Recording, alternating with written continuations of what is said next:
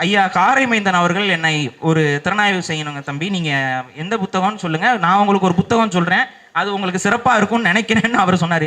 என்னங்கய்யா புத்தகம் அப்படின்னோடனே, இதுவா பகுத்தறிவு அப்படிங்கிறது தாங்க புத்தகம், நீங்கள் அதை படித்து பாருங்கள், உங்களுக்கு அது பிடித்த தலைப்பாக இருக்கும், ஈவேரா பற்றியது தான் அப்படின்னோடனே, சரிங்கய்யா கண்டிப்பாக நான் திறனாய்வு செய்கிறேன் அப்படின்னு சொல்லிட்டு அந்த புத்தகத்தை பெற்றுக்கொண்டேன். அது உண்மையிலேயே எனக்கு விருப்பமான ஒரு தலைப்பு தான்.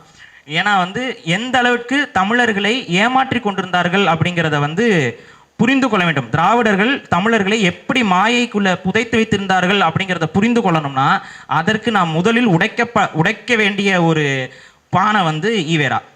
இந்த ஈவேராங்கிற இந்த பானையை உடைச்சிங்கன்னா மட்டும்தான் திராவிடம்ங்கிற அந்த உண்மையான சாராயம் வெளியில கொட்டும், அதோடைய நாற்றம் நமக்கு வரும். ஐயாவுக்கும் எனக்கு ஒரு விமர்சனம் இருக்குங்கய்யா. நீங்க இதுவா பகுத்தறிவுன்னு பேர் வைத்ததுக்கு பதிலாக இதுவா பெரியார்னு பேர் வச்சிருந்தீங்கன்னா இந்த புத்தகம் இன்னும் ஒரு உச்சத்தை தொட்டு இருக்கும் அப்படிங்கிறதான் பார்க்க முடியும். அதற்கு தகுந்தா போலதான் ஐயா அவர்கள் பல விஷயங்களை இந்த புத்தகத்தில் படிப்படியாக அடுக்கிறார். அதை அடுக்கிறது மட்டும் இல்லாமல் இந்த புத்தகத்துல ஒரு தொனியை அவர் கையாளுறாரு. அது எந்த தொனி அப்படின்னு பார்த்தீங்கன்னா, இந்த திராவிட மாயை அப்படிங்கிறத உணரும் காலகட்டத்தில் இந்த திராவிடத்தை நம்பிக்கொண்டிருந்த தமிழ் தேசியவாதி எத்தகைய ஒரு ஆதங்கம், அந்த ஆதங்கத்தோடயே இந்த புத்தகத்தை ஐயா பதிவு பண்ணியிருக்காரு. முழுக்க ஆதங்கத்தோடைய வெளிப்பாடு இருக்கு. இப்படிப்பட்ட நபரையா நாம் எல்லாம் நம்பணும், நானும் நம்பினேங்கிற அந்த கேள்வியை அவருக்குள்ளேயே பல முறை இந்த புத்தகத்தில் கேட்டுக்கிட்டே வராரு. அதற்கு மற்றும் வலு சேர்க்கும் விதமாக இந்த திராவிடவாதிகள், இந்த திராவிடத்தை பேசக்கூடிய ஈவேராவை தூக்கி பேசக்கூடிய நபர்கள், அவர்களோடு ஐயாவுக்கு நடந்த முரண்பாடுகள், அவர்களோடு நடந்த விவாதங்களையும் இதுல ஒரு சில இடங்கள்ல பதிவு பண்றாரு. அந்த விவாதங்களை பார்க்கும் பொழுது ஐயா வைக்கக்கூடிய எந்த ஒரு கருத்திற்கும் அவர்கள் பதிலே சொல்லல. மாறாக, ஈவேராவை நீங்கள் எதிர்த்து பேசிவிட்டீர்களா, உங்களுக்கு என்ன அறிவு இருக்கா, நீங்க ஆரி அடிவரடி, நீங்கள் அந்த துணி, நீங்க ஈவேராவை பத்தி பேசிட்டீங்கன்னா நீங்க உலக ஏகாதிபத்தியத்துக்கு அடிமை, பிராமண அடிவரடிகள், பிராமண அடிமைகள், நீங்க பிற்போக்குவாதி, உங்களுக்கு அறிவில்லை, நீங்கள் ஒரு அறிவிலி, உங்களை போய் அறிவானவர் என்று நினைச்சேனே, இவ்வளோ படிச்சு உங்களுக்கு அறிவு வரலையா, இப்படி பலர் இவரோடு அந்த வசைப்பாடல் செய்திருக்கிறார்கள் என்பதை ஐயா அவர்கள் இந்த புத்தகத்தில் வரிசையாக பதிவு செஞ்சிருக்காரு. எந்த கேள்விக்கும் அவர்களிடம் பதில் இல்லை. அப்ப இவர்களோடு பேசி நமக்கு பிரயோஜனம் இல்லை, இவர்களை அம்பலப்படுத்த வேண்டும். அத்தகைய அம்பலப்படுத்தக்கூடிய விஷயம்தான் இந்த புத்தகத்தில் பல இடங்களில் பதிவு செய்கிறார். அதை ஐயா நீங்க இதை நகைச்சுவை குணத்தோடு எழுதுனீங்களா எனக்கு தெரியல, ஆனால் இதை படிக்கும் போது எனக்கு சில இடங்களில் சிரிப்பு வந்தது. அதற்கு காரணம் பாத்தீங்கன்னா, அந்த ஈவேராவோட வாழ்க்கை வரலாறுன்னா சொல்ற அளவுக்கு பெரிய விஷயம்லாம் இல்லது, ஆனால் அந்த வரலாறு, அந்த நிகழ்வுல அவர்கள் பதிவு செய்யப்பட்ட சில விஷயங்களை இவர் எடுத்து பேசுறாரு. அதுல ஒரு குறிப்பிட்ட ஒரு இது என்னன்னு பார்த்தீங்கன்னா, ஒரு கல்லூரிக்கு அவர் போறாரு. கல்லூரிக்கு அவர் போயிட்டு, அது அறிவியல் சார்ந்த ஒரு பொறியியல் கல்லூரி. அந்த அறிவியல் சார்ந்த பொறியியல் கல்லூரிக்கு போயிட்டு தமிழ் அறிவியல் மொழி இல்லைன்னு பேசுறாரு. அந்த பொறியியல் கல்லூரியில எதற்கு இவரை கூப்பிட்டுருக்காங்க, தமிழ் சார்ந்த ஒரு கருத்தரங்குக்கு அவரை கூப்பிட்டுருக்காங்க, தமிழ் சார்ந்து பேசுங்க அப்படின்னு சொல்லி. தமிழ் சார்ந்து ஒரு பொறியியல் கல்லூரியில் கூப்பிடும் பொழுது இந்த நபர் அங்கே போய் என்ன சொல்றாருன்னா, இது தமிழ் மொழி அறிவியலுக்கு உகந்த மொழி அல்ல, அதை விட்டு விடுங்கள், அதுல எந்த விதமான அறிவியல் சிந்தனையும் கிடையாது, அது குப்பை, பகுத்தறிவு சிந்தனைக்கு அது ஒவ்வாது, அதனால அதை தூக்கி போட்டு விடுங்கள் அப்படின்னு சொல்லி ஒரு அறிவியல் கல்லூரியில், ஒரு பொறியியல் கல்லூரியில் தமிழ் சார்ந்த அறிவியல் சார்ந்த விஷயங்கள், தமிழர்களுக்கு தெரிந்த அறிவியல், ஒரு பொறியியல் கல்லூரி அப்படின்னு சொல்லும் பொழுது அங்கே இன்ஜினியரிங் பேஸ்டாக பேசலாம், அதில் தமிழர்களுடைய எண்ணியலை பற்றி பேசலாம், தமிழர்களுடைய எழுத்தியலை பற்றி பேசலாம், தமிழர்களுடைய கட்டிடக்கலையை பற்றி பேசலாம், வரலாற்றை பற்றி பேசலாம், தமிழர்களுடைய ஆயுதங்களை பற்றி பேசலாம், இல்லை இன்னும் கொஞ்சம் ஆழமாக போய் தமிழர்களுடைய உருக்கு சம்பந்தப்பட்ட, அதாவது இரும்பு போன்ற தொழில்நுட்பங்களை பற்றி பேசலாம். இது மாதிரி பேசுவதற்கு ஆயிரக்கணக்கான விடயங்கள் ஒரு பொறியியல் கல்லூரியில் பேசுவதற்கு இருக்குது. ஆனால் இந்த ஈவேரா அந்த வாய்ப்பையும் பயன்படுத்தி கொண்டு தமிழை இகழ்ந்து விட்டுத்தான் வந்தார். இது எதுக்கு நம்ம இங்க பதிவு பண்றோம்னா, ஈவேரா தனது வாழ்நாள் முழுவதும் அவர் எதற்கு செலவிட்டார் அப்படின்னா, தமிழை பழிக்க, தமிழை அழிக்க.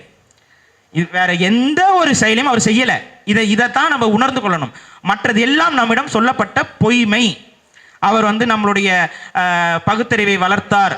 இந்த பகுத்தறிவுங்கிற வார்த்தையின் மீது எனக்கெல்லாம் பெரிய அளவு உடன்பாடு கிடையாது. பகுத்தறிவு வேற, அறிவு வேறையா? இந்த கேள்வி ஒன்று இருக்கு. அப்ப அறிவுனா என்ன?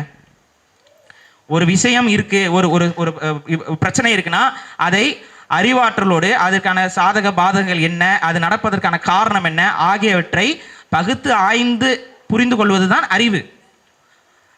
யாருக்கும் அறிவு இருக்கான்னு தான் கேட்போம். காரணம் ஒரு அறிவில்லாத ஒரு செயலை செய்யும்போது அறிவு இருக்கான்னு தான் கேட்போம். அப்ப பகுத்து ஆய்வது தான் அறிவே.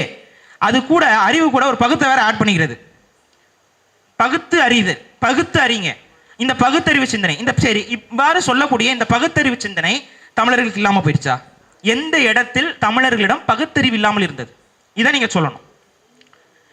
நீங்க தமிழர்களை திட்டும் பொழுதெல்லாம், இவரா தமிழர்களை திட்டும் பொழுதெல்லாம் பிராமண சமூகத்துடைய நடைமுறைகளையும் பிராமண சமூகத்துடைய நம்பிக்கையும் பேசுவார். நீங்க எல்லா அவருடைய வரலாறு, அவருடைய எழுத்துக்களாக இருக்கட்டும், அவருடைய செயல்பாடுகளாக இருக்கட்டும், அவருடைய பேச்சுக்களாக இருக்கட்டும், நீங்க பாருங்க, தமிழர்களை திட்டும் போது தமிழர்கள் செய்த தவறை சொல்லி திட்டுறது இல்ல, பிராமணர்கள் செய்த தவறை சொல்லி தமிழர்களை திட்டுறது. பிராமணர் செய்த தவறுக்கு தமிழன் எப்படி போனப்படுவான்? அவன் எப்படி உரிமையை எடுத்துக்கொள்ள முடியும்? இப்ப தமிழன் ஒரு தவறு செய்யறானா, எப்ப நீங்க இதை ஏன்பா செய்யறேன்னு சொல்லி கேட்கணும். ஆனா பிராமணர் செய்யக்கூடிய தவறு எல்லாத்தையும் தமிழர்கள் செய்வது போல ஒரு கட்டமைப்பு, ஒரு பிம்பம். நம்மளுடைய பெருமைக்குரிய விஷயங்கள் எல்லாம், நம்ம கோயில் கட்டியிருக்கிறோம், நம்ம நூல்கள் உருவாக்கி இருக்கிறோம், அறநூல்கள் அறநெறிகளை உருவாக்கி இருக்கிறோம், வாழ்வியல் உருவாக்கி இருக்கோம். இதை எல்லாத்தையும் பிராமணர்களுக்கு தாரவார்த்து கொடுத்துருது. பிராமணன் செய்யற தவறையெல்லாம் நம்ம தலையில எழுதுறது, நம்ம செஞ்ச நன்மை எல்லாத்தையும் பிராமணன் தலையில எழுதுறது. இதெல்லாம் இது சொல்றதெல்லாம் ஈவேரா இலக்கணம். ஈவேராங்கிற ஒரு நபர் எப்படி எப்படி செயல்பட்டு இருக்கிறார் என்பதற்கு இது ஒரு இலக்கணம். இதை எடுத்துக்கொண்டு பார்த்தீர்கள் என்றால் இது அப்படியே நடக்கும். கெட்ட வார்த்தை சொல்லி திட்டும் பொழுது தமிழர்கள் என்று சொல்றது, புகழ்ந்து பேசும்போது திராவிடர்கள் சொல்றது. நம்ம கேட்டா யாருப்பா திராவிடர் யாருப்பா தமிழர்னு கேட்டா ரெண்டும் ஒண்ணு தான் சொல்றது. அப்ப இகழும் பொழுதெல்லாம் தமிழருங்கிற பதத்தை கையாளுதல், புகழும் பொழுதெல்லாம் திராவிடங்கிற பதத்தை கையாளுதல். இவங்க நோக்கம் என்னன்னா, ஈவேரா முழுமை நோக்கம் என்னன்னு பாத்தீங்கன்னா, நமக்கு பின்னாடி இத்தனை வருஷம் நம்ம இங்க பேசியிருக்கோம், நமக்கு பின்னாடி ஒருத்தரும் தன்னை தமிழர் என்றோ தமிழ் உணர்வாளர் என்றோ தமிழ் இனத்தை சார்ந்தவர் என்றோ பேசிவிடக் கூடாது. அப்படி பேசுவதற்கான துணிவே அவர்களுக்கு இருக்கக்கூடாதுங்கிற ஒரு நயவஞ்சக செயலோடு தான், திட்டமிட்ட சதியோடு தான் இவை எல்லாம் நடந்திருக்கிறதுங்கிறத இந்த புத்தகம் நிறுவுது.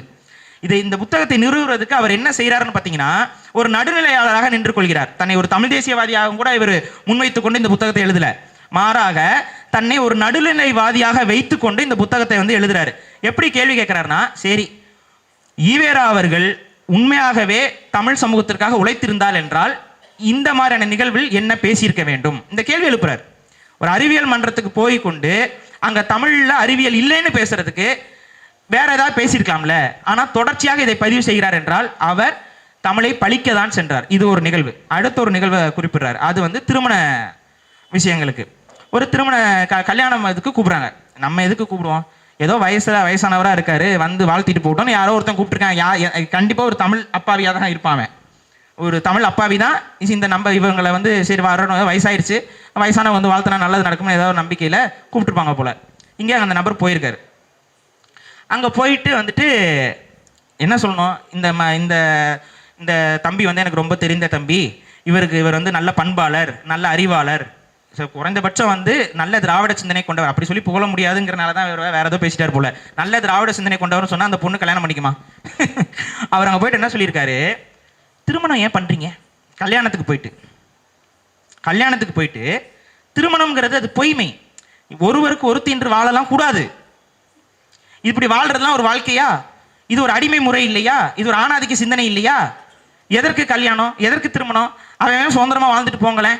ஒருவனுக்கு ஒருத்தின் ஏன் பேசுறீங்க? ஒரு பெண் 10 துணையாளர்களை வச்சுக்கணும், ஒரு ஆளுக்கு ஏன் விருப்பப்படி வாழுங்களேன். இந்த கட்டமைப்பெல்லாம் எதற்கு அப்படின்னு சொல்லி ஒரு கல்யாண மண்டபத்தில் போய் பேசிக்கிட்டு இருக்காப்ல. இதற்கு ஐயா அவர்கள் ஒரு ஓமை கொடுத்துருப்பாரு. அது எந்த நகைச்சுவை நடிகர்னு நான் மறந்துட்டேன், கவுண்டமணியா தெரியல, வடிவேலாண்டா. அவங்களும் இதே மாதிரி ஒரு கல்யாணத்துக்கு, யாரு வடிவேல் தான், வடிவேல ஒரு கல்யாணத்துக்கு கூப்பிட்டு, அநேகமாக இந்த நிகழ்வை மனசுல வச்சு தான் அதை எடுத்திருப்பாங்கன்னு நினைக்கிறேன். அந்த கல்யாணத்துக்கு கூப்பிட்டு அவரை பேச சொல்லுவாங்க. இங்கே அமர்ந்திருக்கக்கூடிய மணப்பெண் இதற்கு முன் எத்தனை பேரோடு இருந்தால் என்பது நமக்கு தெரியும் அப்படின்னு அவர் பேசுவாப்ல. அதே போல இங்க இருக்கக்கூடிய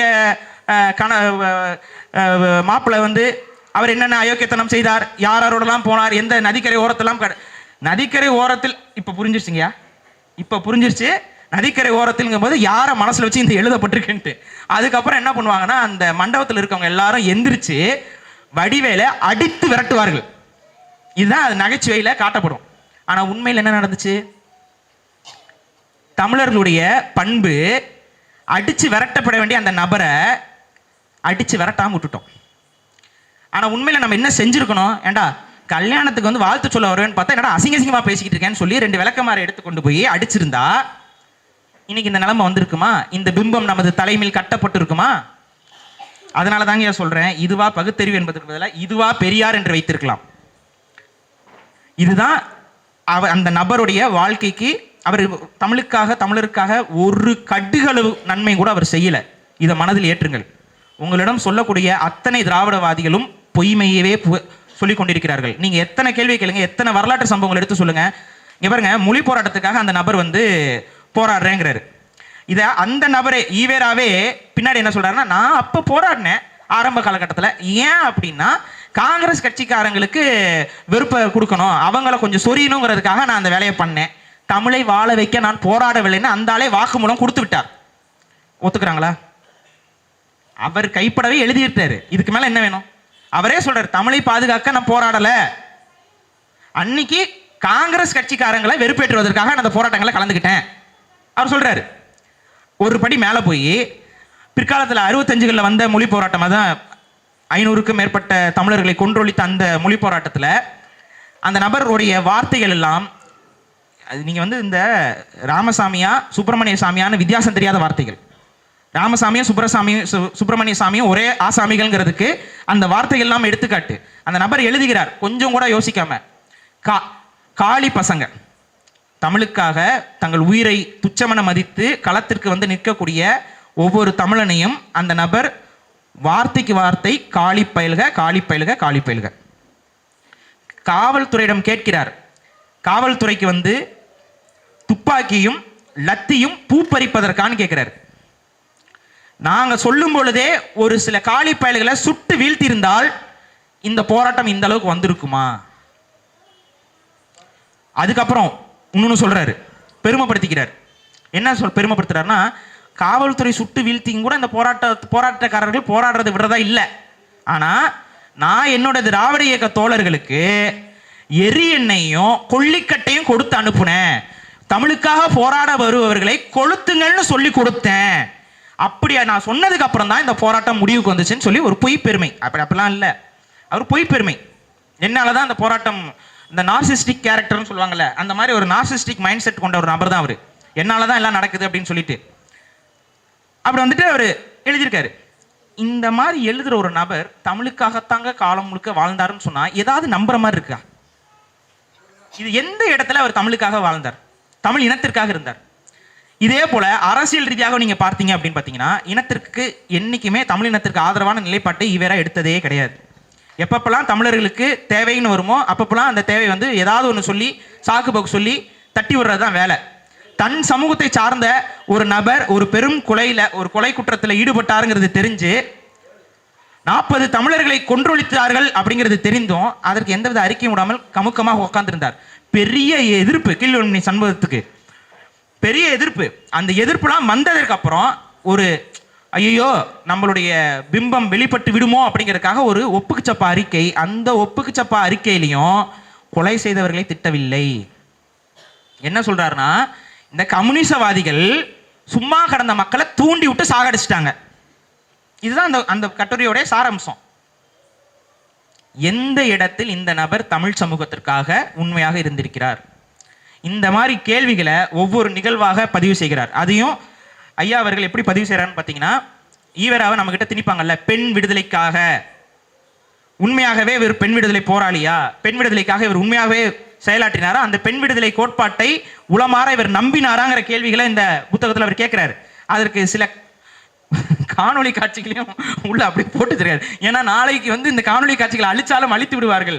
அதனால இப்பவே பதிவு பண்ணி வச்சிருக்கோம். புத்தகத்திலேயே காணொலி காட்சியை ஃப்ரேம் பை ஃப்ரேம் போட்டு வச்சிருக்காரு. அதுல என்ன காணொலி காட்சினா, ஈவேரா அவர்கள் பத்திரப்பதிவுங்கிறத எப்படி சொல்றது, அது பத்திரப்பதிவு தான். அந்த திருமணமே பத்திரப்பதிவு தான். தனது சொத்துக்களை பாதுகாத்துக் கொள்ள மணியம்மையை பத்திரப்பதிவா ஒரு திருமணம் பண்றாரு. அந்த பத்திரப்பதிவா திருமணம் பண்ணிக்கிட்டு அவர் நடந்து வராரு. அந்த நடந்து வரும்போது மணியம்மை அவங்க பின்னாடி நடந்து வருவாங்க, வெக்கப்பட்டுக்குவாங்க. அவங்களுக்கு ஒரு வெக்கம் வரும். அவங்களுக்கு இவரோட நடந்து போற அளவுக்கு அது வெக்கம் வரதானே செய்யும். அந்த வெக்கம், அவங்க வெக்கப்பட்டு சினிங்கி நிற்பாங்க. இந்த காணொலி காட்சியை அவர் ஒவ்வொரு ஃப்ரேமாக போட்டு அவர் போட்டிருக்காரு. அந்த பெண்ணுக்கு இவரோட நடந்து வர விருப்பம் இல்லை அப்படின்னா ஒன்னா அந்த பெண்ணை வற்புறுத்தக்கூடாது, மாறாக வற்புறுத்தி அவங்களோட நடந்து வர்றதுக்கு அவர் முயற்சிப்பார் அந்த காணொலியில். அப்போ இந்த இடத்துல இவர் எந்த இடத்துல பெண் சுதந்திரத்தை பார்த்தாருன்னு, அதுக்கப்புறம் இன்னொரு கூட்டத்தில் அவர் நடந்து வரும்பொழுது இவர் காலணிலாம் அணிஞ்சிருப்பார். ஆனால் அவருடைய மனைவியான மணியம்மை அவர்களுக்கு காலணி எதுவும் கொடுக்காம அவங்க வெறுங்கால நடந்து வந்துட்டு இருப்பாங்க. தான் காலணி அணிஞ்சிருக்கோம், தனது மனைவி காலனியை இப்போ ஈவேரா நிறையா சில தொழில்கள்லாம் செய்து சில வருமானத்தை பெருக்கி கொண்டு அவர் ஒரு வசதியாக தான் இருந்தார். நான் என்ன தொழில்னு சொல்கிறேன்னா, போகிற இடம்லாம் கூட்டுற இடம்லாம் பிச்சை எடுப்பார். என் காசு கொடுத்தா தான் கேள்விக்கு பதில் சொல்லுவார்.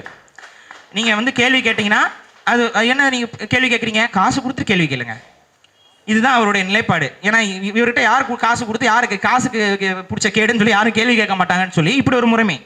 காசு கொடுத்துட்டு கேள்வி கேளுங்க, எங்கேயாவது இருக்குமா இது? அப்படி போராடம்லாம் இந்த கேள்வி கேட்குற அந்த பண்பே இல்லாமல் இருக்கணும். அது அவரையும் சொல்றாரு, அவரே அவருடைய பதிவுகளை எழுதுறாரு. எனக்கு அவர் என்ன சொல்றாரு, காலம் முழுக்க பகுத்தறிவு சிந்தனையோட தான் வாழணும் அப்படிங்கிறத சொல்லிட்டு இருக்காருன்னா, அவரே சொல்றாரு, எனக்கு என் பேச்சை கேட்டுக்கிட்டு என் பின்னாடி முழு நம்பிக்கையோடு எந்தவித கேள்விகளும் கேட்காத நபர்கள் தான் தேவைங்கிறார். இதற்கும் இந்த ஆரிய பிராமணிய தத்துவங்களுக்கும் என்ன வேறுபாடு? இதுதான் கேள்வி. ராம பக்திக்கும் இந்த ராமசாமி பக்திக்கும் என்ன வேறுபாடு? எதுவும் கேள்வி கேட்கக்கூடாதான், அவர் சொல்லித்தெல்லாம் சரின்னு நம்பிக்கணுமா, நம்பிக்கிட்டு அவர் மூடத்தனமா நம்பிக்கிட்டு வரணுமா. இவர் தான் பகுத்தறிவு தந்தையாம், இதெல்லாம் அவரையே சொல்லியிருக்காருங்க. அதனால நம்ம தமிழர்களாக அவருக்கு கொடுக்க வேண்டிய பட்டம் என்பது முரண்களின் மூட்டை ஈவேரா. முரண்களின் மூட்டை, எல்லா முரண்களையும் ஒன்னா போட்டு ஒரு மூட்டை போட்டீங்கன்னா அதுதான் ஈவேரா. எல்லா பக்கமும் மாத்தி மாத்தி பேசியிருக்காரு. திருக்குறளை ஒரு பக்கம் மலம்னு பேசுறாரு, அது பகுத்தறிவு சிந்தனைக்கு ஒவ்வாத, வள்ளுவன்கிற ஒரு புலவன் பகுத்தறிவு சிந்தனைக்கு ஒவ்வாத கருத்துக்களை எல்லாம் சொல்லி அங்கங்க ஒரு சில நல்லதை சொல்லிட்டு ஒரு எழுதி வச்சுட்டு போயிருக்காரு. எல்லாம் நல்லதை சொல்லிட்டு ஒரு பக்கம் மலத்தை தரவிட நம்ம அதை ஏத்துக்க முடியுமா? இப்படி பேசி வச்சிருக்காரு. ஏங்க இதை எடுத்துருங்கிறேன், வள்ளுவத்தை தூக்கி போட்டுருன்னு நான் சொல்றேன். அந்த இடத்துல வேற என்னத்தை வைப்பீங்கன்னு என்கிட்ட கேட்குறாங்க. இங்க மலம் இருக்கு, அதை எடுத்துரு அப்படின்னு சொல்றேன். அந்த இடத்துல வேற என்ன வைப்பீங்கன்னா கேட்பீங்க அப்படிங்கிறாரு. திருக்குறளை மலத்தோடு ஒப்பிட்டு பேசி கொண்டிருந்த நபர். இதெல்லாமே அந்த ஆள் பேசினதான். இதை கேள்வி கேட்டோம்னா பதில் இல்லை, விளக்கம் வேற. அவர் சொல்றாரு, வெள்ளையர்கள் காலை நக்குனேன் அப்படின்னு அவர் ஒரு பெருமையை அவரே சொல்லிக்கிறாரு. இப்போ சமீபத்திலும் கூட ஒரு ஈவேராவுடைய பேத்தி அவர்கள் அதற்கு விளக்கம் கொடுத்துருந்தாங்க. அந்த விளக்கம் அவங்களா கொடுத்ததில்ல, ஈவேராவே சொன்னதுதான். அந்த எத்தகைய உயர்ந்த விளக்கம்னு பாருங்களேன். வெள்ளைக்காரன் சாக்ஸ் போட்டிருப்பானா, சாக்ஸ் போட்டதால அவனுடைய கால் சுத்தமா இருக்குமா? சாக்ஸ் போடுபவனுடைய கால் சுத்தமா இருக்குங்கிறது பகுத்தறிவா? அந்த சாக்ஸை போட்டிருந்தா தெரியும். ஒரு சாக்ஸ் எந்த அளவுக்கு நாற்றம் பிடித்த ஒரு விஷயம்னு உங்களுக்கு தெரியும். இயற்கையா கால்கள் இருந்தா கூட அந்த அளவுக்கு நாராது. ஆனா சாக்ஸை மாட்டினா அந்த கால் தான் நாரி கிடக்கும். வெள்ளைக்காரன் கால்களை நக்க உங்களுக்கு விருப்பம் என்றால் நக்கிக் கொள்ளுங்கள், அதற்காக விளக்கங்கள் தராதீர்கள். அவர் விளக்கம் கொடுத்துருக்காருங்க. இதெல்லாம் சத்தியமா அவர் சொல்லியிருக்காருங்க, சத்தியமா பேசியிருக்காரு. வெள்ளைக்காரனோட கால் சுத்தமா இருக்கும், அதனால அதை நக்கிறது தப்பு இல்லைன்னு பேசுறாரு. இதுதான் அவருடைய சிந்தனை. அருவருப்பான பேச்சுக்கள். இன்னொன்னு, இன்னைக்கு நிறைய பேர் சொல்றாங்க, அது எந்த தரப்புல சொல்றாங்கன்னு தெரியல, ஈவேராவுடைய கூற்றுகளை பொது உடைமையாக்குங்கள், அரசுடைமையாக்குங்கள் சில தமிழ் தேசியவாதிகள்லாம் சொல்றாங்க. அது இதெல்லாம் அரசு உடைமையெல்லாம் ஆக்கக்கூடாது, அது குப்பையில போடுங்கன்னு தான் நம்ம சொல்லணும். அதெல்லாம் அரசுக்கும் இதுக்கு சம்பந்தமே கிடையாது. சிலர் கேட்டா அப்பதான் அவருடைய கருத்துக்கள் வெளியில வரும். இது என்ன முரண்பட்ட வாதம்னே புரியல. அவர் கருத்து வெளியில பாட புத்தகங்கள்ல அதை படிச்சுட்டு நம்ம மண்டைக்குள்ள அந்த கழிவுகள்லாம் ஏறணுமா? அது இது ஒரு மிக தவறான ஒரு விடயம். அது அரசுடைமை ஆக்குறதுங்கிறதுல, அரசுடைமை ஆக்காம அவங்க இவ்வளவு நாள் வச்சிருக்காங்கன்னா அதுக்கு காரணம் உங்களுக்கு புரிய வேண்டாமா? அந்த எழுத்துக்கு எந்த மதிப்பும் கிடையாது. அந்த எழுத்தை நீங்கள் எடுத்து படித்தீர்கள் என்றால் தானாகவே அந்த பிம்பம் உடஞ்சி விடும். இங்க பிரச்சனை என்னன்னா, ஈவேராங்கிற அந்த நபரை படிக்காதவர்கள் தான் ஈவேராவை தூக்கி சுமந்து கொண்டிருக்கிறார்கள். ஈவேராங்கிற அந்த நபரை உண்மையாக தமிழர் ஒருவர் தமிழ் உணர்வோடு படித்து விட்டார் என்றால் எந்த இடத்திலுமே அந்த நபர் நமக்கான நபர்னு மனசுல ஒட்டாது. ஈவேராங்கிற அந்த நபரை படிச்சாவே தெரிஞ்சு போயிடும். முரண்கள், அத்தனை முரண்கள், அவ்வளவு அருவருக்கத்தக்க விஷயங்கள். அது இல்லாமல் அவர் மேடை பேச்சு இந்த ஆடியோக்கள்லாம் இன்னைக்கு இருக்கு, இணையதளங்களில் பதிவு பண்ணி வச்சிருக்கிறாங்க. அவ்வளவு ஆபாசங்கள். இப்ப ஆபாசமாக பேசிய ஒரு நபரை 3 ஆண்டுகள் சிறை தண்டனை. ஈவேரா பேசிய காலகட்டத்தில் இதெல்லாம் வழக்கு பதிவு செய்யப்பட்டிருந்தா அந்த நபர் காலம் முழுக்க சிறையில் தான் இருந்திருக்கணும். காலம் முழுக்க சிறையில் தான் இருந்திருக்கணும். அத்தகைய அருவருக்கத்தக்க பேச்சுக்கள், மக்களுடைய நம்பிக்கையை குறை சொல்றது மட்டும் நான் சொல்லல, சக மனிதர்களை பற்றி பேசிய பேச்சுக்களாக இருக்கட்டும், தன்னோடு பயணித்த கருணாநிதி, அண்ணாதுரை இவங்களெல்லாம் நம்ம சொல்றது இல்ல, அவர் என்ன சொல்லியிருக்கான்னு போய் பாருங்க. குள்ள உருவம், அந்த உருவம்னு உருவக்கேலி அண்ணாதுரைய. சரி, நம்ம எல்லாம் சொல்லுவோம் ஈவேரா வந்து இந்த காலகட்டத்தில் இப்படி ஒரு முறை தவறிய பொருந்தா காமத்திற்கு ஒரு முறை தவறிய திருமணத்தை செய்கிறாரே, மகள் போல பார்த்து வளர்த்த ஒரு பெண்ணை வந்து திருமணம் செய்து கொள்கிறார். அதுக்கு 1000 விளக்கம் நீங்க சொல்லலாம். நீங்க 1000 சொத்து போயிடக்கூடாது அது இதெல்லாம் சொல்லலாம். சொத்து பெண்களுக்கு அன்னைக்கு சொத்துரிமை இல்லை அப்படிங்கிறதே பச்சை பொய். அதெல்லாம் சொத்துரிமை இருந்தது. என்னன்னா அந்த சம்பந்தமில்லாத ஒரு பெண்ணை வாரிசாக காட்டுவதற்கு வாய்ப்பு இல்லை. அப்ப நீங்க என்ன பண்ணிருக்கணும்? நீ தான் பெரிய போராளியாச்சே, நீ போராளியா இருந்தா என்ன பண்ணிருக்கணும்? என் சொத்து இவங்களுக்கு தான் போகணும், இதை எவன்டா தடுப்பான்னு கேட்டு போராடி இருக்கணுமா, போராடி இருக்க கூடாதா? இதுதானே பெண்களுக்கு சுதந்திரத்தை வாங்கி கொடுக்கறது. அதை விட்டுட்டு அந்த பெண்ணை திருமணம் செஞ்சுக்கிறது என்ன மாதிரியான முறைமை? என்னுடைய சொத்து எனக்கு பின்னாடி நான் தத்தெடுக்கக்கூடிய இந்த பெண்ணுக்குத்தான் செல்லணும் அப்படின்னா அதை செல்லாமல் தடுப்பதற்கு ஒரு சட்டம் இருக்குன்னா அந்த சட்டத்தில் போய் நீ கொளுத்தி இருக்கணும். அப்போ உன் கை எங்க வச்சிருந்த? மித்த நேரத்தில் சட்டத்தை கொளுத்துறீல.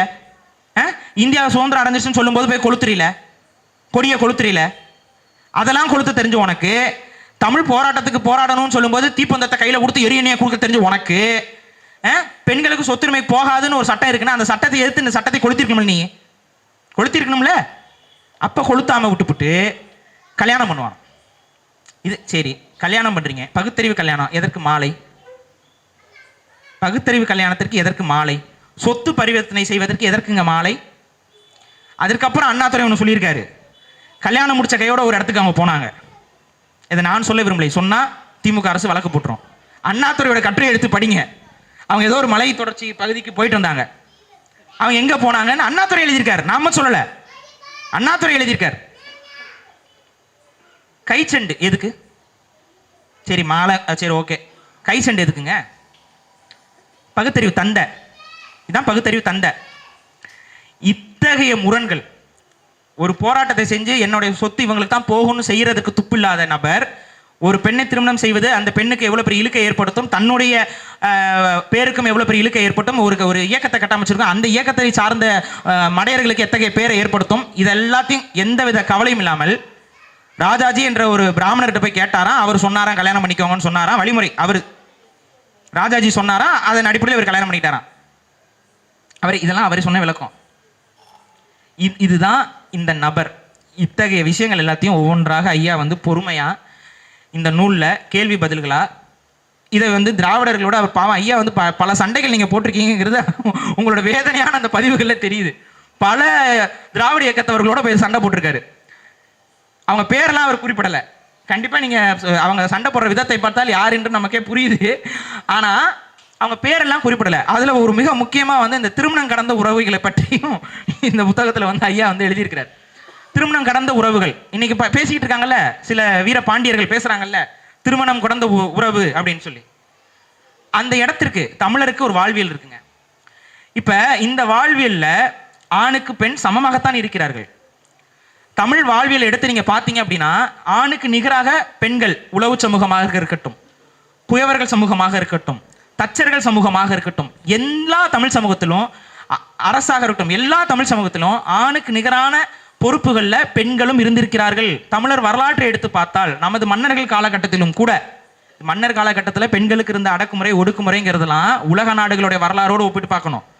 அந்த உலக நாடுகளோடு ஒப்பிட்டு பார்க்கையில் தமிழ் மன்னர்கள் சொத்துரிமை பெற்ற பெண்கள் இருந்திருக்கிறாங்க. சொத்து பத்திரங்கள் பதிவு செய்யப்பட்டு இருக்கிறது. சொத்து உடைமையாளர்களாக இருந்திருக்காங்க. நன்கொடை கொடுத்திருக்கிறார்கள் பெண்கள். பெண்கள் சம உரிமை பெற்றவர்களாக இருக்கிறார்கள். அப்ப தமிழ் மன்னர்களுடைய காலகட்டத்தில் இருந்தே பெண்களுக்கு ஒரு சமமான ஒரு அங்கீகாரம் என்பது கொடுக்கப்பட்டிருக்கிறது. நமது இறையியல்லையும் நம்ம வழிபடக்கூடிய தெய்வங்கள்லையும் ஆண்களுக்கு நிகராக பெண்கள் என்பவர்கள் வைக்கப்படுகிறார்கள், போற்றப்படுகிறார்கள். அப்ப நம்ம ஒவ்வொருத்தவங்களும் நம்ம குடும்பத்தில் பார்க்கிறோம். எல்லா குடும்பங்களையும் பெண்களுடைய ஒரு தலையீடு என்பது இருக்கு. இங்க நம்ம தலையீடுங்கிறத விட அவர்கள் தான் பல முடிவுகளையும் எடுக்கிறார்கள். ஆண்கள் வந்து அவர்களை மீறிலாம் ஒரு முடிவெல்லாம் எடுத்துக்கொண்டு சிறப்பாக வாழ்ந்து விட்டதாகலாம் எங்கேயுமே நம்ம சகோதர குடும்பங்கள் நம்ம நட்பு வட்டத்தில் பார்த்தீங்கன்னாவே தெரியும். பெண்களுக்கு ஒரு உரிமை, சம உரிமை என்பது தமிழ் சமூகத்தில் புதிதாக முளைத்தது அல்ல, காலங்காலமாக இருந்தது. நீங்க ஒரு செகண்ட் யோசிச்சு பாருங்க. சொத்து பத்தை எழுதி கொடுக்க முடியாது அப்படிங்கிற ஆங்கிலேயர் சட்டம். ஒரு பெண்ணுக்கு சொத்து பத்தை எழுதி கொடுக்க கூடாது முடியாதுங்கிறது ஆங்கிலேயர் சட்டம்.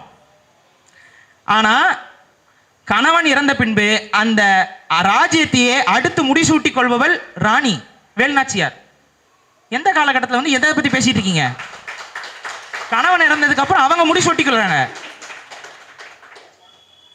சங்க புலவர்கள்ல எத்தனை பெண்பார் புலவர்கள், ஆண்களுக்கு நிகரான அளவிற்கு பெண்பார் புலவர்கள் வேற எந்த மொழியிலையும் பார்க்க முடியாது. சீனர்கள்ட்ட நீங்க பார்க்க முடியாது, ரோம கிரேக்கர்கள்ட்ட பார்க்க முடியாது. பெண்பார் புலவர்கள் அத்தனை பேர்.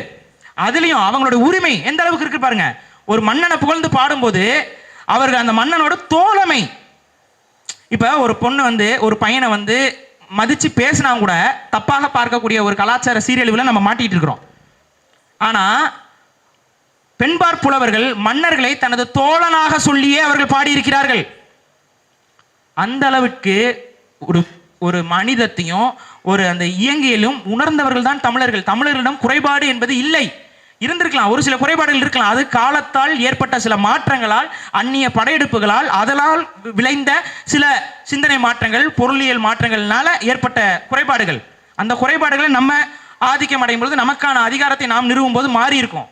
ஆனா இடையில் வந்தவர்கள் சொருகிய அருவருக்கத்தக்க வாழ்வியலை தமிழர் வாழ்வியல் என்று நம்மை நாமே நம்ப வைத்த ஒரு கயவர் தான் இந்த ஈவேரா. அது நமது வாழ்வியல் அல்ல, அதை நம்ப வச்சு விட்டார். அதை நம்பினதுடைய விளைவு என்னன்னா, தமிழன் என்ற பெருமிதமும், தமிழன் என்ற கர்வமும், தமிழன் என்ற அந்த உயர்வு சிந்தனையும் இன்னைக்கு இல்லாம போயிடுச்சு. தமிழன் என்று சொன்னாவே தலை குனிறானுங்க. பேச்சு அளவுல தமிழர் ஆமாங்க தமிழ் ஆமாங்க பழைய மொழிங்க, மூத்த மொழிங்க எல்லாம் சொல்லுவான். எல்லாருக்கும் தெரியும். நீங்க ரோட்ல யார்கிட்ட போய் கேளுங்க தமிழ் மூத்த மொழியான்னு கேட்டா ஆமான்னு சொல்லுவான்.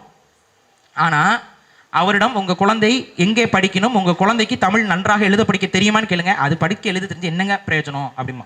இதுதான் தமிழரோட உளவியல். இந்த உளவியல் சிதைவை சிதைத்தது வேற யாரும் அல்ல, இந்த ஈவேரா. இந்த ஈவேரா மட்டும் இல்லாமல் இருந்திருந்தால் இந்த சிதைவு யாராலையும் இது மாதிரி நடந்திருக்காது. காரணம், தொடர்ச்சியாக தமிழ் விரோத செயல்களையும் தமிழ் விரோத கருத்துக்களையும் பொது வழியில் இவர்களிடம் அன்றைக்கு ஊடகம் இருந்தது, இவர்களிடம் வெளிச்சம் இருந்தது, போட்டு பரப்பி பரப்பி பரப்பி தமிழர்கள் மத்தியில அந்த உயர்ந்த சிந்தனையை ஒழிச்சு விட்டாங்க. இன்னைக்கு அதோடைய விளைவு தான் இங்க இயற்கையாக நமக்கான அரசியலை முன்னெடுக்கும் பொழுதும் கூட தமிழர்களுக்கு ஒரு தயக்கம். இதுல ஒரு கொடுமையான ஒரு நிகழ்வு என்ன தெரியுங்களா? தமிழ் தேசியம் பேசி கொண்டிருக்கவர்கள் கூட, எனக்கு தெரியுங்க, நான் 2012-13 தான் தமிழ் தேசியம் தொடங்குது. எனக்கு 2009 நான் வரல, அப்ப நான் ரொம்ப சின்ன பையன். 2012-13 தான் நான் தொடங்குறேன். ஆனா 2012-13 நான் அரசியல் களத்தில் வரும்பொழுது கூட ஈவேராவுக்கு முட்டுன்னு முட்டு கொடுத்துக்கிட்டு இருந்த தமிழ் தேசியவாதிகளும், வீர வணக்கங்கள் செய்து கொண்டிருந்த தமிழ் தேசியவாதிகளும் பார்த்து வெந்து வெதும்பிய காலங்கள் உண்டு. எனக்கு வெந்து வெதும்பிய காலங்கள் உண்டு. நம்ம ஒன்று சொல்லுவோம், இது தவறான மனிதர்னு, அந்த பக்கம் புகழ் வணக்கம், அங்க வீர வணக்கம். ஆனா அந்த நிலை படிப்படியாக மாறுகிறது. தமிழர்கள் விழிப்படைந்து கொண்டிருக்கிறார்கள். புகழ் வணக்கமும் வீர வணக்கமும் வைத்தவர்கள் கூட இன்னைக்கு அந்த முரண்களின் மூட்டையை கொஞ்சம் கொஞ்சமாக அவிழ்க்க தொடங்கி விட்டார்கள். கொட்டுவதெல்லாம் குப்பை குப்பை குப்பை. இந்த குப்பை தான் அந்த ஈவேராங்கிற அந்த மூட்டைக்குள்ள இருக்கு. அந்த குப்பை குப்பை தான் அப்படின்னு சொல்லி ரொம்ப சிரமப்பட்டு திராவிடர்களுக்கும் புரியும் வண்ணம், எப்பா இது குப்பைப்பா, இந்த குப்பைக்கு எப்படிப்பா நீங்க முட்டு கொடுக்குறீங்க, இந்த குப்பை செய்த அத்தனையும் நயவஞ்சகத்தால் செய்தது, இது தெரியாம பண்ணல. இது இன்னொன்னு, அவருக்கு தெரியலைங்க, அவர் கோபத்துல பேசிட்டாருங்க, அவர் நமக்காக தாங்க பேசினாரு, அவர் நம்ம மீது இருக்கக்கூடிய கோபத்துல சில விஷயங்கள் பேசிட்டாருங்க அப்படின்னு சிலர் முட்டு கொடுக்கறதும் இந்த புத்தகத்தில் இருக்கு. ஆனா அது இல்ல, முழுக்க முழுக்க இந்த நபர் செய்தது திட்டமிட்ட தமிழின அழிப்பு அப்படிங்கிறத இந்த புத்தகம் வந்து நிறுவுது. இந்த புத்தகத்தை வந்து ஐயா வந்து ரொம்ப எளிய முறையில் தமிழர்கள்ட்ட பரப்பணுங்கிற நோக்கத்திலே தான் இந்த புத்தகம் எழுதியிருக்கிறார். அதனால இப்போ தமிழ் தேசிய செயல்பாட்டுக்குள்ள இருக்கவங்க இதை படிக்க அப்படிலாம் இல்லை. ஒரு இயல்பா ஒரு மாணவர்கிட்டயோ இயல்பா ஒரு குழந்தைகிட்ட கொண்டு போய் கொடுத்தீங்கனாலும் இந்த புத்தகத்தை படிக்கும் பொழுது அவர்களுக்கு தெளிவு வந்துடும். ஓ ஆமா, இது வந்து ஒரு நயவஞ்சகம் அப்படின்னு. இந்த நயவஞ்சக நாடக பாம்பை தமிழின தலைவர் என்றும், தமிழருக்கு பகுத்தறிவு கொடுத்தவர் என்றும், தமிழ் மொழிக்காக இவர் தாங்க உழைச்சாருன்னு சொல்லியும், எப்பெல்லாம் தமிழர்கள் இந்த இந்திய ஏகாதிபத்தியத்தையும் இந்த மதவாதிகளையும் எதிர்த்து பேசும்போதெல்லாம் இந்த முகத்தை கொண்டு வந்து வைக்கிறது. ஒரு இழிவனும் இழிவா என்னன்னா இந்த ஈவேரா முகத்தை கொண்டு தமிழ்நாட்டு மேப்போட பொறுத்துறது. இதையெல்லாம் வன்மையாக நாம் கண்டிக்க வேண்டும். இதுக்கு நம்ம இடம் கொடுக்கவே கூடாது. ஏன்னா ஈவேராங்கிற இந்த பொய் முகத்தை வைத்து உண்மையான தமிழ் தேசிய முகங்கள் மறைக்கப்பட்டு கொண்டிருக்கிறது. அப்ப அதையும் யாரெல்லாம் அதுக்கப்புறம் வந்து எழுத்து சீர்திருத்தம் செய்தது. எழுத்து சீர்திருத்தம் ஈவேரா செய்யல.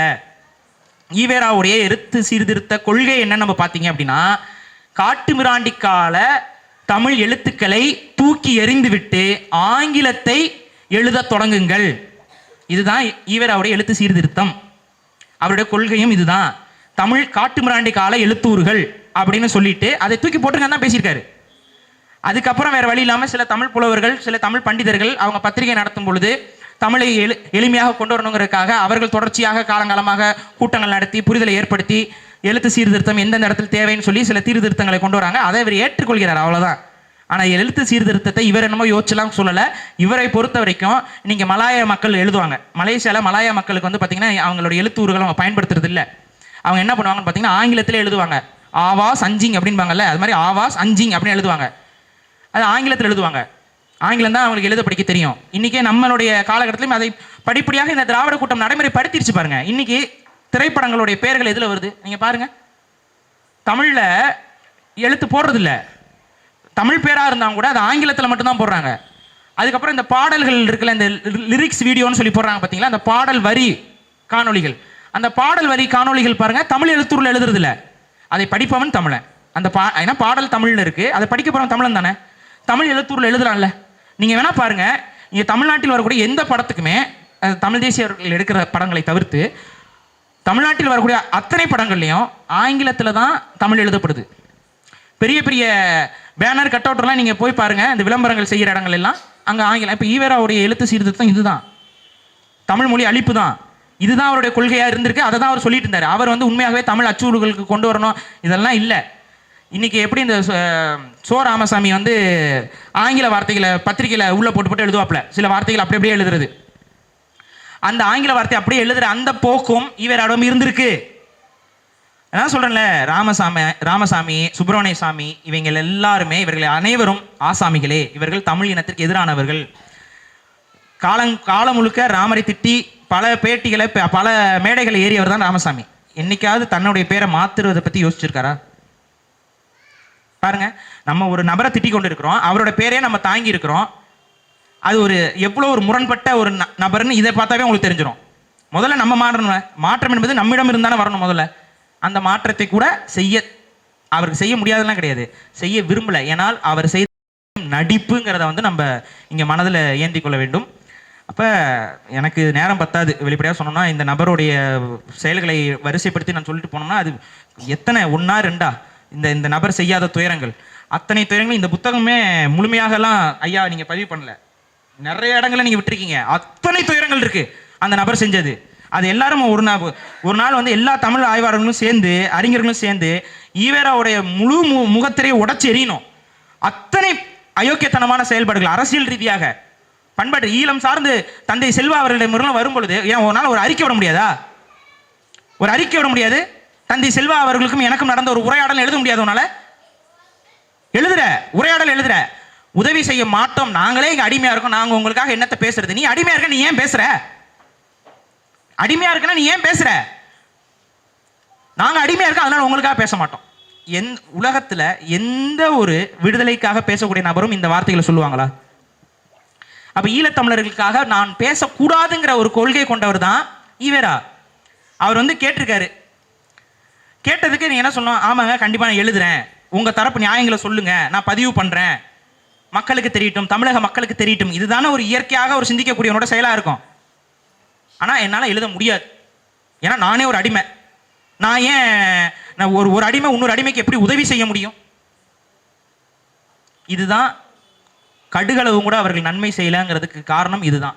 நன்மை செய்யறதுக்கு அத்தனை வாய்ப்புகளும் அந்த நபர்களுக்கு இருந்த போதிலும் அவர்கள் நமக்கு எதிராகவே தான் இருந்திருக்கிறார்கள். அந்த நபரை எதிர்த்து தான் திமுக இங்க வந்துச்சு. இங்க புரிஞ்சுக்கணும்.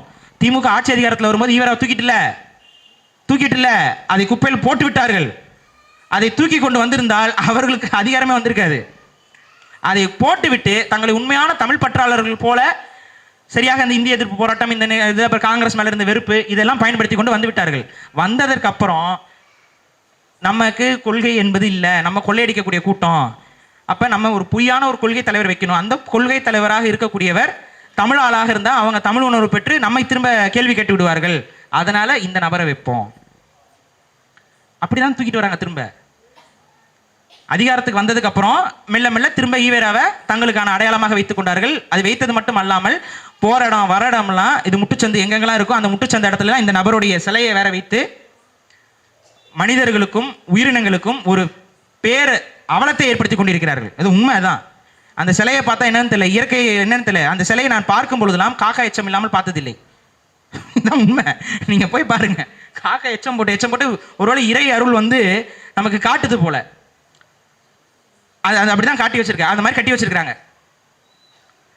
இதுதான் ஈவேராங்கிற ஒரு பிம்பம். இந்த பிம்பம் உடைத்தெறியப்பட வேண்டும். இந்த நூல் மட்டுமில்ல, ஐயா அவர்கள் இன்னும் பல நூட்களை இந்த சாரத்தில் எழுதி இந்த பொய்யான பகுத்தறிவு சிந்தனை என்று இவர்கள் நம்மிடம் திணிக்கக்கூடிய அந்த பிம்பங்களை படிப்படியாக உடைத்தெறிவது தான் தமிழ் தேசியத்திற்கான முதற் படியாக இருக்கும். அந்த தமிழ் தேசியத்தில் ஒரு திரையாக திராவிடம்ங்கிற அது ஒரு இன்னைக்கு வரைக்கும் ஒரு தொங்கிக்கிட்டு இருக்குன்னா அதற்கு அடிப்படை காரணம் அந்த ஈவேராங்கிற அந்த பிம்பம் தான். அந்த பிம்பத்தை நீங்கள் தட்டி விட்டீங்கன்னா திராவிடர்கள் அம்பலப்பட்டு போவார்கள். திராவிடர்களாக கூட இருக்க மாட்டார்கள். திராவிடர்கள் தெலுங்கர்களாக மாறி அப்படியே அம்பலப்பட்டு திரிவார்கள். அப்படியே இதை நீங்கள் புரிய வைக்கணும். அது இல்லாமல் இவர்களுக்கு ஈவேரா வந்து இந்த அளவுக்கு வந்து தமிழின் மீது வெறுப்பும் ஒரு காழ்ப்புணர்ச்சியும் கொண்டிருக்கிறார் என்றால் அது அவருக்கு இயற்கையாக வந்தது தான். அது செயற்கையெல்லாம் வரல. அவருக்கு உள்ளூரவே இருக்கக்கூடிய அவருடைய இனப்பற்று இல்லை அவருடைய இன உணர்வு, அந்த இன உணர்வு தமிழர் இனத்திற்கு எதிரான சிந்தனை, இது ரெண்டும் சேர்ந்து தான் அந்த நபர் இத்தனை அளவுக்கு கொஞ்சம் கூட மனசாட்சி இல்லாமல் தமிழர்களுக்கு எதிரான நடவடிக்கைகளை செய்து வந்திருக்கிறார். இதையும் நம்ம புரிஞ்சுக்கணும். ஏன்னா தமிழர்களுக்கு ஊடாகவே தமிழருங்கிற அடையாளத்தோட இன்னும் பிறமொழியாளர்கள் தமிழ் பற்றோடு இருப்பது போல காட்டிக்கொண்டு தமிழருக்கு எதிரான செயல்களை தொடர்ச்சியாக உலகம் முழுக்க செய்து வருகிறார்கள். சமீபத்தில் பட்டிமன்ற ராஜா அவர்களுக்கு நடந்தது அதுதான். அவர் எங்கேயோ போய் செட்டிநாடான்னு கேட்டிருக்காருங்க. காரைக்குடின்னு சொல்லியிருக்காங்க. நல்லா கார குழம்பு ஏதோ வச்சுட்டு கொண்டு வந்திருப்பாங்க போல, மட்டன் சுக்கா ஏதாவது கொண்டு அவர் சாப்பிட்டுட்டு எந்த ஊருங்கன்னு கேட்டிருக்காரு. காரைக்குடி அப்படின்னு சொன்னோடனே ஓ செட்டிநாடுங்களான்னு சொன்ன உடனே என்னை செட்டியார் என்று கேட்டுவிட்டார், என்னை செட்டியார் என்று கேட்டுவிட்டாருன்னு ஒரு கூட்டம். அந்த கூட்டம் என்ன கூட்டம்னா இதே கூட்டம். இப்போ நம்ம கேள்வி கேட்குறோம், ராஜா அவர்கள் சாதி கேட்டாரோ கேட்கலையோ நமக்கு தெரியாது. அது நடந்துச்சா நடக்கலையான்னு கூட நமக்கு தெரியாது. யாரோ ஒருத்தங்க அந்த குற்றச்சாட்டை முன்வைக்கக்கூடிய பெண்மணி யாரும் கூட நமக்கு தெரியாது. ஆனால் தமிழ்நாடு முழுக்க இந்த திராவிட கூட்டம் பட்டிமன்ற ராஜாவை போட்டு அவமதிச்சுக்கிட்டு அசிங்கப்படுத்திக்கிட்டு இழிவுபடுத்திக்கிட்டு இருக்கிறாங்க. பாக்கியராஜன் ஒரு இயக்குனர் தமிழ்நாட்டில் மேடை போட்டு நான் கம்மவாராக பிறப்பது பெருமை அப்படின்னு சொல்லி பேசுறாரு. தெலுங்குல பேசுறாரு. கம்மவார் காவாலா ஏவாலா பெருமைலா அப்படிங்கிறாரு. பேசியிருக்காரு. ஒருத்தன் பேசல. இந்த பாக்கியராஜ் தான் இது நம்ம ஆளுன்னு சொல்லி சாதியத்துக்கு எதிராக கொடி பிடித்த நபர். ஈவேரா பற்றாளர். பாக்கியராஜன் நீங்க பார்க்கும் பொழுதுலாம் பக்கத்தில் பார்த்தீங்கன்னா அந்த சிலை இருக்கும், அந்த கருப்பா ஒரு சிலை. அந்த சிலையை வச்சுக்கிட்டு பகுத்தறிவாளர்கள் இவங்கெல்லாம் இப்போ வரைக்கும் யாரும் பேசல. மேடை போட்டு நான் பிறப்பாலே உயர்ந்தவன் ஒருத்தர் அப்பட்டமான சாதி வெறுப்பை பேசுகிறார். அவர் திராவிட கொள்கை கொண்டவர், அவர் ஈவேராவுடைய சீடன் என்று அறிமுகப்படுத்தி கொண்டவர், மக்களிடம் சொல்லிக் கொண்டிருப்பவர், தமிழ்நாடு முழுக்க சாதி அவரே பேசியிருக்காரு. பாக்கியராஜ் தமிழ்நாட்டில் வந்து நாங்களாம் இருந்த காலகட்டத்தை கூட இந்த அளவுக்கு சாதி வெறி இல்லை, இப்போ எங்கே பார்த்தாலும் சாதி வெறி. ஆமாம், நாயுடு கூட்டத்துக்கு போய் உட்காந்து பார்த்தீங்கன்னா சாதி வெறி தான் தெரியும். நீ சுற்றி இருக்கிற இடம்னா நாயுடு கூட்டம், சாதி வெறி கூட்டம். அங்கேயே உட்காந்துட்டு தமிழருக்கு எதிராக பேசிக்கொண்டு தமிழ் மண்ணில் நடக்காது, ஆந்திராவில் நடக்கல அந்த கூட்டம், தமிழ் மண்ணில் நடந்த கூட்டம். அது எப்படி அம்பலப்பட்டு போகிறாரு பாருங்க. நீங்கள் சாதியத்திற்கு எதிராக இருக்கக்கூடிய நபர்கள் என்றால் ரெண்டு பக்கம் சமமாக இருக்கணும்ல. பட்டிமன்ற ராஜாவை திட்டினா ஆதாரத்தோடு இருக்கக்கூடிய பாக்கியராஜன் திட்டணும்ல, திட்டலையே. அப்ப அந்த திட்டாமல் தடுப்பது எந்த உணர்வு? அவர்களுடைய இன உணர்வு. பாக்கியராஜை திட்டாமல் தடுப்பது அவர்களுடைய இன உணர்வு. அதனால தான் சொல்றோம், தமிழர்கள் முதல்ல நாம் யார், நம் இனம் யார், நம் இனத்தவர்கள் யாருங்கிறத தெரிஞ்சுக்கணும். ரெண்டாவது, மாற்றான் யார் என்பதையும் புரிந்து கொள்ளுங்கள். மாற்றான் வந்து உங்களிடம் சொல்லக்கூடிய விஷயங்கள் இனிப்பு போல் இருந்தாலும் அது விஷம். ஐயா அவர்கள் எனக்கு சொன்ன, நான் அது ஊடகத்திலே நான் பதிவு பண்ணியிருந்தேன். அருக்கனார் ஐயா எனக்கு ஒரு ஆரம்பத்தில் ஒரு பாடம் நடத்தினார். மாற்றான் வீட்டு சந்தனமாக இருந்தாலும் அது மலமாக நார வேண்டும்னு சொல்லி கொடுத்தார். புரிந்து கொள்ளுங்கள். இந்த உளவியல் இருந்தீங்கன்னா மட்டும்தான் நமக்கான தமிழ் தேசியத்தை சரியான பாதையில் கட்டமைக்க முடியும். கருத்தை கருத்தால் நம்ம எதிர்கொள்ளணும், ஒழுக்கத்தோடு இருக்கணும். ஒழுக்கம் என்பது தமிழ் தேசியத்தை பேசக்கூடிய ஒவ்வொருத்தருக்கும் மிக முக்கியமான ஒரு விடயம். அதை விட்டுவிடக்கூடாது.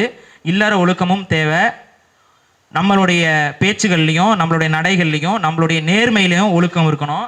ஒழுக்கம் என்பதும் கற்பு என்பதும் இரண்டு பாலினத்திற்கும் பொதுவாக சொல்லப்பட்ட நம் முன்னோர்கள் சொல்லிட்டு போயிருக்காங்க. கற்பு பெண்களுக்கு மட்டும்தான் அப்படிலாம் இல்லை, கற்பு ஆண்களுக்கும் உண்டு. ஒரு கவிஞருக்கும் கற்பு உண்டு. கற்பு என்பது வேற ஒன்றும் கிடையாது, ஒரு நேர்மையோடு ஒரு அறத்தோடு செயல்படுத்தக்கூடிய, ஒரு ஒப்பந்தத்திற்கு உடன்பட்டு செயல்படக்கூடிய அந்த தன்மை தான் கற்பிக்கப்பட்டது தான். இதை ஐயா அவர்கள் எழுதியிருக்கிறார். அந்த இல்லற வாழ்வியல் பற்றி சொல்லும் பொழுது அந்த புத்தகத்தில் அவர் குறிப்பிடுறாரு, தமிழர்கள் அந்த ஒழுக்க சிந்தனையோடு தமிழ் தேசியத்தை கட்டமைப்போம், அதற்காக மட்டுமே நாம் இருக்கிறோம். நான் என்னுடைய கல்லூரி ஆண்டுகளில் என் மனதுக்குள்ளேயே நான் சொல்லிக்கொண்டேன். அது எப்போனா இந்த 2012-13 ஈழ இனப்படுகொலை காட்சிகளை நான் பார்த்துட்டு இருந்தேன். ஒவ்வொரு இரவும் நான் 2009 நான் பார்க்கல, என்கிட்ட காட்டலை, எங்கள் பெற்றோர்கள் என்கிட்ட காட்டலை. அந்த நேரத்தில் எமக்காகவும் பேசுங்களேன்னு சொல்லி ஒரு குறுந்தகடு ஆவணத்தகடு எங்கள் வீட்டில் இருந்துச்சு. எங்கள் அப்பாவுக்கு கொண்டு வந்து கொடுத்துருந்தாங்க. அது அப்படியே இருந்துச்சு. அவங்க மட்டும் பார்த்துட்டாங்களா என்னன்னு தெரியல, என்கிட்ட அதை போட்டு காட்டலை. ஆனால் அந்த குறுந்தகடை நான் வச்சிருந்தனால அது என்னன்னு ஒரு நாள் போட்டு பார்க்கும் பொழுது அதில் இருக்கக்கூடிய காணொலி காட்சிகள், அப்புறம் இணையம் முழுக்க பரவி கிடக்கக்கூடிய இந்த இனப்படுகொலை சார்ந்த தமிழுக்காகவும் தமிழருக்காகவும் நம் இனத்திற்காகவும் போராடிய பெண்களை சிங்கள இராணுவம் செய்த அந்த அயோக்கியத்தனம், அது காணொலி காட்சிகள். அந்த காணொலி காட்சிகள் இருக்கக்கூடிய அந்த இரத்தக்கரை, அந்த ஓலம், அந்த தமிழ் குழந்தைகள் கதறக்கூடிய கதறல் சத்தம், தமிழ் குழந்தைகள் இறந்து கிடக்கக்கூடிய அந்த சடலங்கள், குழந்தைகள், அதெல்லாம் பார்க்கும்போது என் மனசுக்குள்ள வெறி என்று தான் சொல்ல வேண்டும். ஒரு வெறி, ஒரு வெறுப்பு என் மீது. நம்ம என்ன பண்றோம்? நம்ம இரத்த சொந்தம், நம்ம இனிமே பண்ண முடியலையே.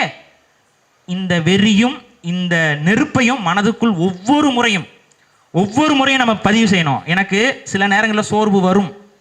எந்த இடத்துல சோர்வு வரும்னா, சில நேரங்களில் உண்மைக்காக சில விஷயங்களை நம்ம விமர்சிப்போம். இது தவறு, இது சரி, இப்படி செய்கிறது தான் தமிழ் தேசியம் சொல்லி சில விஷயங்களை நம்ம பேசுவோம்.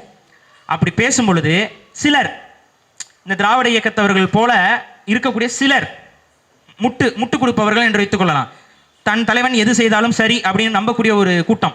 அந்த கூட்டம்லாம் என்னை வசைப்பாடும். அவங்களும் தமிழ் தேசியம் சொல்லிக்குவாங்க, வசைப்பாடும். அந்த வசைப்பாடும் போது நமக்கு ஒரு சின்ன சோர்வு ஏற்படும் மனசுல. அந்த சின்ன சோர்வு வரும் பொழுதுலாம் மீண்டும் மீண்டும் இனப்படுகொலை ஆவண படங்களை நான் பார்ப்பேன், திரும்ப பார்ப்பேன். நிறைய பேர் கேட்குறாங்க, இத்தனை வருஷமா உங்களுக்கு சலிப்பு தட்டலையா? இத்தனை ஆண்டு காலமாக நீங்கள் பேசிக்கிட்டே இருக்கீங்க, தொடர்ச்சியாக சொல்லிக்கிட்டே இருக்கீங்க, ஒருத்தங்க வராங்க ஒருத்தங்க போகிறாங்க, பல பேர் குடும்ப சூழல்லாம் மாறுது. எப்படி இந்த தளத்தில் உங்களால் இருக்க குடும்ப பிரச்சனை, குடும்ப சூழல் இதெல்லாம் கடந்து நீங்கள் தொடர்ந்து கொண்டே இருக்கிறீர்கள்னு கேட்கும் பொழுது எனக்கும் சோர்வு வருது. ஆனால் சோர்வு வரும் பொழுதெல்லாம் என் இனப்படுகொலை காட்சிகளை நான் பார்த்து பார்த்து பார்த்து என்னை நானே அறைந்து கொள்வேன், என்னை நானே மனதளவில் அறைந்து கொள்வேன், அந்த உணர்வை தக்க வைப்பேன். இதை எல்லாரும் பின்பற்றுங்க. ஏன்னா நம் சமூகத்திற்கு நடந்த அந்த அவலங்கள் நம் மனதில் ஆழ பதிந்தால்தான் இந்த அவலங்கள் நடக்காமல் நாம் தடுத்து நிற்போம். அந்த அவலங்கள் நடக்காமல் இருப்பதற்கு எந்த எல்லைக்கும் செல்ல தயாராக இருக்கக்கூடிய அந்த தைரியத்தை, அந்த உணர்வு தான் நமக்கு கொடுக்கும். ஸோ அந்த உணர்வை விட்டுவிடாதீர்கள். வாழ்க தமிழ், ஆழ்க தமிழர்.